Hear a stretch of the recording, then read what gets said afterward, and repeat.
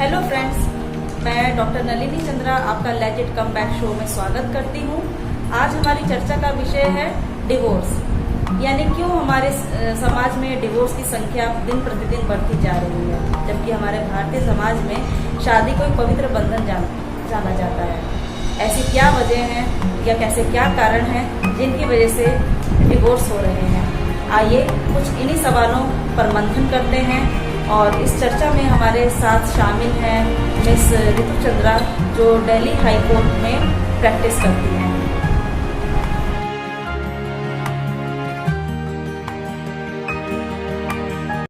Welcome to our show ma'am. Thank you ma'am, सबसे पहले आज हम जानना चाहेंगे कि जो सीरियल है हमारा, आज का जो शो है वो डिवोर्स के ऊपर बेस्ड है।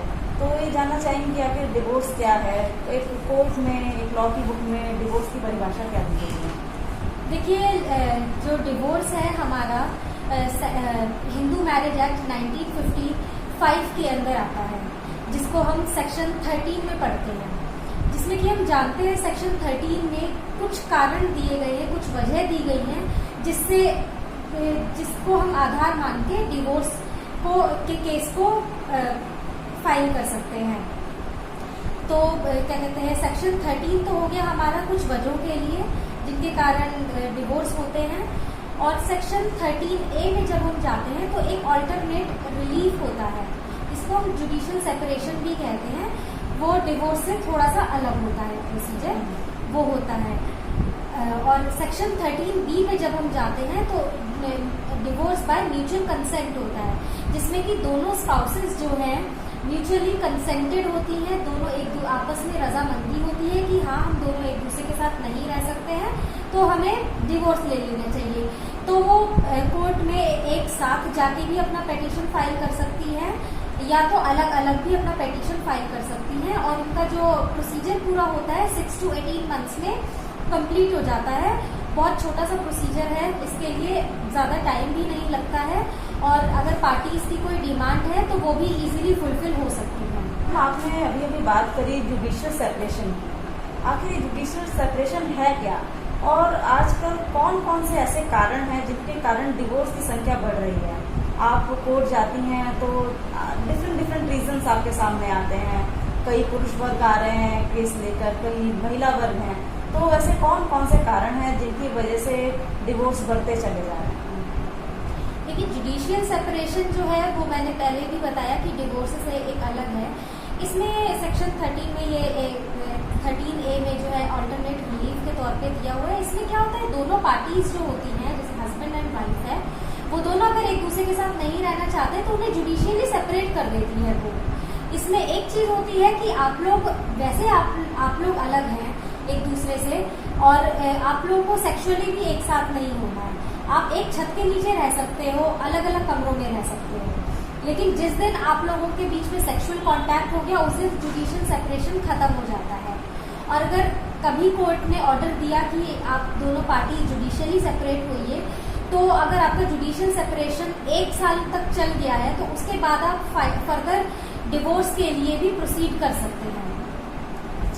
ऐसे कौन सी वजह हैं, ऐसे क्या कारण हैं? जब आप कोर्ट जाती हैं तो बहुत से केसेस आपके सामने आते हैं, तो मुख्य वजहें क्या होती हैं जिनकी वजह से डिवोर्स हो रहे हैं, हस्बैंड और वाइफ डिवोर्स ले रहे हैं?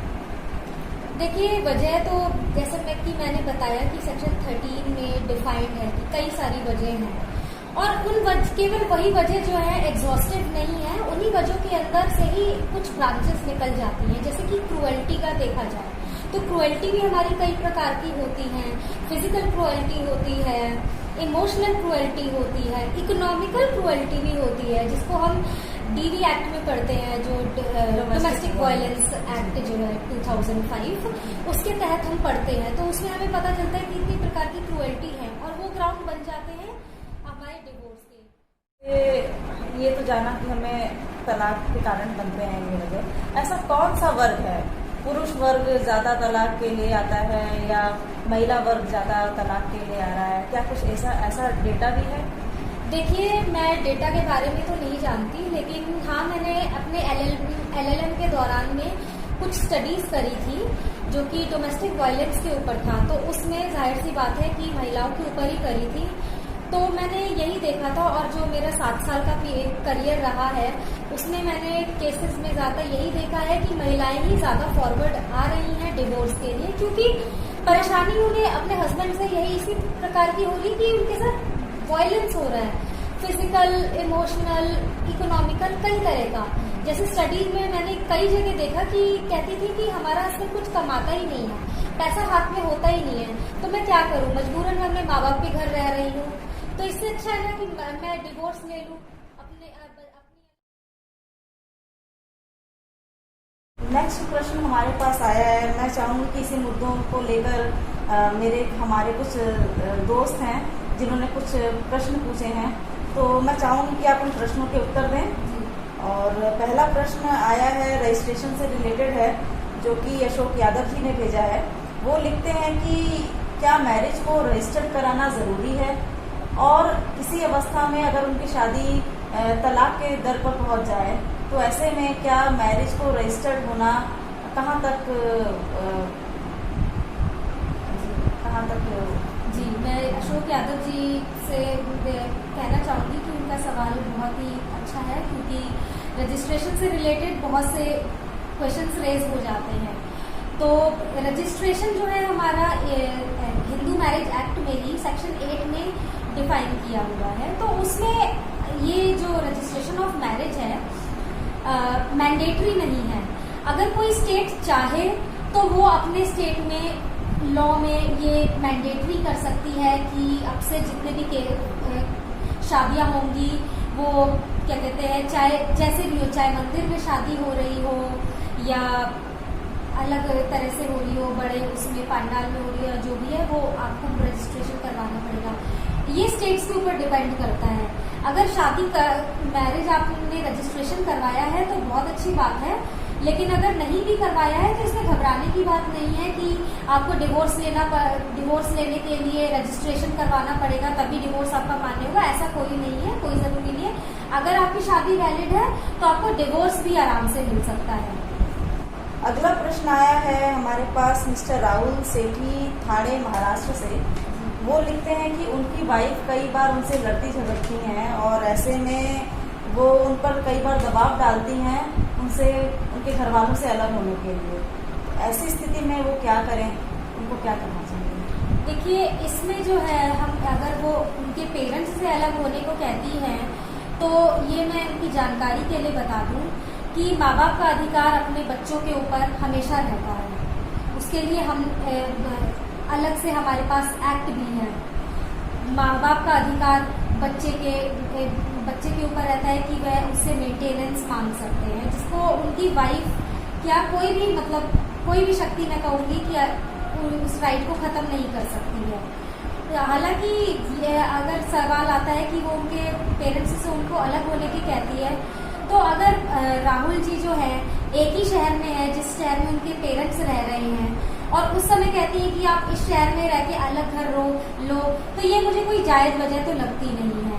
हाँ, अगर शहर अलग है तो जाहिर सी बात है कि वो अपने हस्बैंड के साथ रहना चाहेंगी, तो राहुल जी शौक से उन्हें जिस शहर में वो नौकरी कर रहे हैं उस जगह पे ले जाए और पेरेंट्स जहाँ रहना चाहते हैं अपने पुराने मकान में वहाँ रह सके और टाइमली वो उन्हें मेंटेनेंस देते रहें, उनसे मिलने जुलने आते रहें। और साथ ही साथ मैं राहुल जी को ये भी सुझाव देना चाहूंगी कि अपनी वाइफ से मिले, बैठकर बात करें शांति से कि ये झगड़े का कोई मुद्दा नहीं है, ये तो हर घर की कहानी है। तो इस चीज को आगे ना खींचे, क्योंकि कभी कभी होता है कि इतनी मुद्दों पर इतनी बड़ी बात हो जाती है कि लोग डिवोर्स तक पहुंच जाते हैं। तो ये मुद्दा यहीं पे खत्म करें, सॉर्ट आउट करें चीजों को। और अगर नहीं होता है तो जो राहुल जी है वो सेक्शन 9 में रेस्टिट्यूशन ऑफ कंजुगल राइट्स में का सहारा लेके आप कोर्ट का भी दरवाजा खटखटा सकते हैं, कह सकते हैं, अपनी वाइफ पे दबाव डाल सकते हैं कि वो उनके साथ ही चले। अगर फिर भी नहीं है तो मैं कहूंगी कि फिर वो स्प्लिट कर ले, उनसे डिवोर्स ले लें। हालांकि मेरा यही सुझाव रहेगा कि वो अपनी वाइफ को पूरी तरह से मनाने की कोशिश करें। हाँ, बहुत से पुरुषों के साथ ऐसी समस्या है कि वो कई बार ऐसे दबाव में आकर उन्हें समझ में नहीं आता कि वो क्या करें और वो कई बार मानसिक परेशानी से भी घिर जाते हैं। तो ये एक अच्छा प्रश्न था जो हमारे पास आया। अगला प्रश्न है हमारे पास आकाश वर्मा का, जयपुर राजस्थान से। ये लिखते हैं कि इनकी शादी को 4 साल हो चुके हैं और उनकी उनकी वाइफ जो है उनके साथ नहीं आती और कई बार उन्हें मनाने भी गए, लेकिन वो उनके पास उनके साथ रहने के लिए तैयार नहीं है। उनका एक छोटा बच्चा भी है जो 2-3 साल का है। ऐसे हालात में होता है। जी, जैसे कि आपने बताया आकाश जी के बारे में, और मैंने पहले भी केस डिस्कस किया कि राकेश जी के बारे में जो मुंबई के थे। अगर मैं नाम में गलती कर रही हूँ तो माफ़ी चाहूँगी।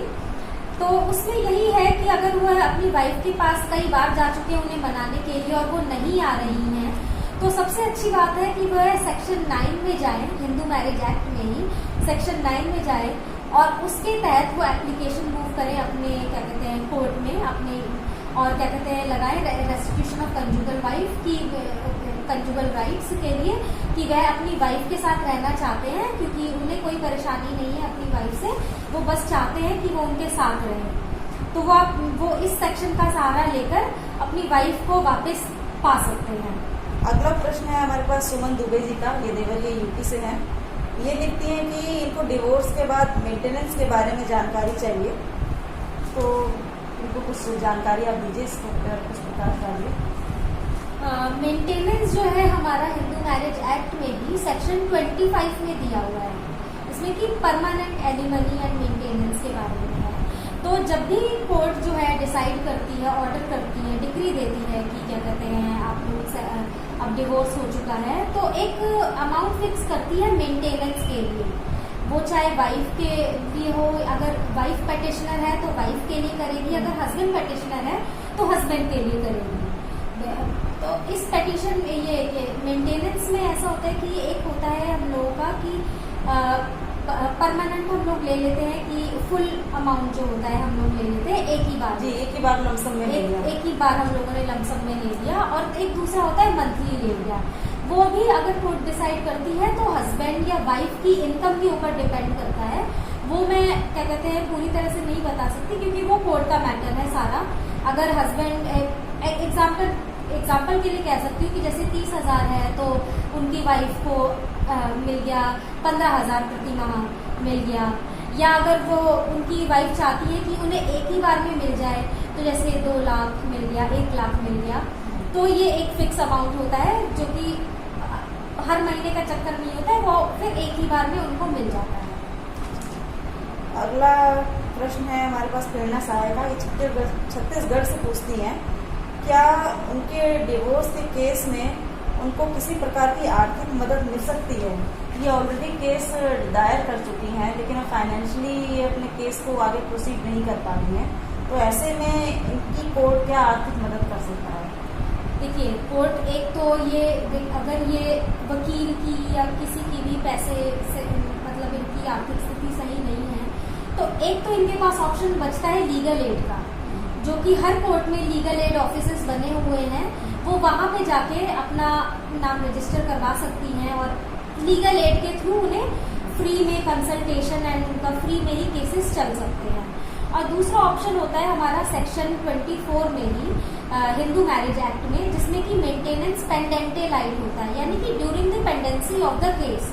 उसमें क्या होता है कि अगर वाइफ है या हस्बैंड है, ये पेटिशनर, अगर पेटिशनर की ही बात करूंगी मैं, चाहे वो हस्बैंड हो या वाइफ हो, उसकी आर्थिक स्थिति सही नहीं है, तो वो रिस्पोंडेंट के खिलाफ में एक एप्लीकेशन मूव करता है कोर्ट को कि मुझे केस को फर्दर बढ़ाने के लिए, लीगल प्रोसीडिंग्स के लिए कुछ मदद करवाई जाए रिस्पोंडेंट के थ्रू या जैसे भी, और वकील की फीस देने के लिए। तो उसमें कोर्ट जो है ऑर्डर देता है रिस्पोंडेंट को कि उनको इनकम दी जाए। वो भी डिसाइड हो जाती है, मेंटेनेंस दिए जाए रिस्पोंडेंट की इनकम के ऊपर। जैसे हमने सेक्शन 25 में मैंने आपको बताया कि मेंटेनेंस जो इनकम के ऊपर डिपेंड करती है, ऐसी मेंटेनेंस पेंडेंट लाइफ भी रिस्पोंडेंट की इनकम के ऊपर डिपेंड करती है। अगला प्रश्न है सरिता गुप्ता जी का, दिल्ली से। इनको अपने पति से शिकायत है कि वो अपनी कमाई का आधे से ज़्यादा हिस्सा अपने भाई भाभी और उनके बच्चों पे खर्च कर देते हैं और इन पर और उनके बच्चे पे नहीं करते हैं। ऐसे स्थिति में ये क्या करें, कहाँ जाएं, इन्हें कुछ समझ में नहीं आता। ये तो सच में बहुत ही गंभीर समस्या है सरिता जी के लिए। मैं उन्हें जानकारी के लिए बताना चाहूँगी कि सरिता जी, आप अपने हस्बैंड से बात करिए। ये वैसे तो उन्होंने कई बार इस बारे में बात करी ही होगी, शिकायत करी ही होगी अपने हस्बैंड से। तो वह सेक्शन 125 CRPC जो होता है उसमें अपनी एक डाल सकती हैं केस, जो कि एक क्रिमिनल एक तरह से ऑफेंस ही होता है, उसमें अपने हस्बैंड के खिलाफ डाल सकती है कि वो उन्हें मेंटेनेंस नहीं देते हैं। और मैं उनकी जानकारी के लिए ये भी बता दूं कि भाई और भाभी या उनके बच्चों पर कोई अधिकार नहीं है उनके पैसों का, तो वो किस अधिकार से ये दे रहे हैं, ये बहुत ही क्वेश्चनेबल चीज़ है। तो और अगर वो देते भी हैं तो क्या कहते हैं, उन्हें नहीं देना चाहिए। इसके लिए यही है कि सरिता जी जो है कोर्ट की सहायता लें, सेक्शन 125 CRPC में जाएं और उसमें अपना केस डालें, मेंटेनेंस मांगे। और ये सेक्शन 125 CRPC जो है ये सिर्फ पत्नी ही नहीं कर सकती है। हाँ, माँ अगर पेरेंट्स हैं उनको उनका पुत्र या पुत्री जो है मेंटेनेंस नहीं दे रहा है तो वो भी डाल सकते हैं, उनके बच्चे भी डाल सकते हैं। इवन अगर हस्बैंड जो है हैंडीकैप है या फिजिकली मेंटली जो भी हैंडीकैप है वो भी अपनी वाइफ के खिलाफ डाल सकता है कि वो मेंटेनेंस चाहता है। अगर वो अपने आप को सस्टेन नहीं कर सकता या इनकम जनरेट नहीं कर सकता तो वो लोग डाल सकते हैं। और एक और चीज़ भी इसमें मैं ऐड करना चाहूँगी कि जैसे हमारे डिवोर्स केसेस होते हैं, डिवोर्स केसेस में हम मेंटेनेंस भी डालते हैं। तो जब एक डिवोर्स केस चल रहा होता है और पैरेलली हमारा दूसरे कोर्ट में सेक्शन 125 CRPC में हमारा मेंटेनेंस भी चल रहा होता है, तो जब कोर्ट डिवोर्स के लिए ऑर्डर करती है तो वो मेंटेनेंस भी बताती है कि आपको इतना इतना खर्चा देना है। और दूसरे कोर्ट में सेक्शन 125 में भी कोर्ट बताती है कि इतना पर्टिकुलर खर्चा देना है रिस्पोंडेंट को। तो ये जो है पेटिशनर पे डिपेंड करता है कि कौन सा ले। साइमल्टेनियसली वो दोनों के दोनों तरह से नहीं ले सकती है मेंटेनेंस अपना, तो उसे एक अपना राइट जो है वेव ऑफ करना होगा और एक राइट को वो रख सकती है, जो भी उसका मन करे, जिसका भी क्या कहते हैं ज्यादा हो मेंटेनेंस वो अपना रख ले और दूसरा जो है वेव ऑफ कर दे। और दूसरी चीज़ ये भी है कि जैसे ये बता रही हैं कि उनके हस्बैंड जो है उन्हें पैसा नहीं देते हैं, तो इस बात पे क्या कहते हैं अपनी वाइफ से भी वह क्वेरल ना करे कि भाई मैं अपने भाई या भाभी को दूंगा, क्योंकि उनका कोई अधिकार ही नहीं बनता है उनके पैसे पर। भाई का अगर अधिकार है, अगर भाभी चाहती है पैसा तो वो अपने हस्बैंड से मांगे, मेंटेनेंस वो उनसे मांगे, वो अपने देवर से नहीं मांग सकती हैं। Thank you so much ma'am, आप यहाँ पर आए और आपने इतने सारे प्रश्नों के उत्तर दिए। हम आशा करते हैं कि अगली भी चर्चा में आप हमारे साथ शामिल होंगी और इसी तरह हमारे प्रश्नों के उत्तर देती रहेंगी। और अपने दर्शकों से भी हम यही कहेंगे कि थैंक यू सो मच कि आपने हमारा शो देखा। आशा करते हैं कि आप इसी तरह अपने प्रश्न हमारे पास भेजते रहेंगे और हम और हमारे साथी उसका उत्तर देते रहेंगे। अगर अब आपके भी कुछ प्रश्न हैं और प्रश्न के उत्तर आप जानना चाहते हैं तो आप हमें संपर्क कर सकते हैं हमारे legitcomebacks@gmail.com पे, और हमें आपके प्रश्नों का इंतजार रहेगा। तब तक के लिए धन्यवाद।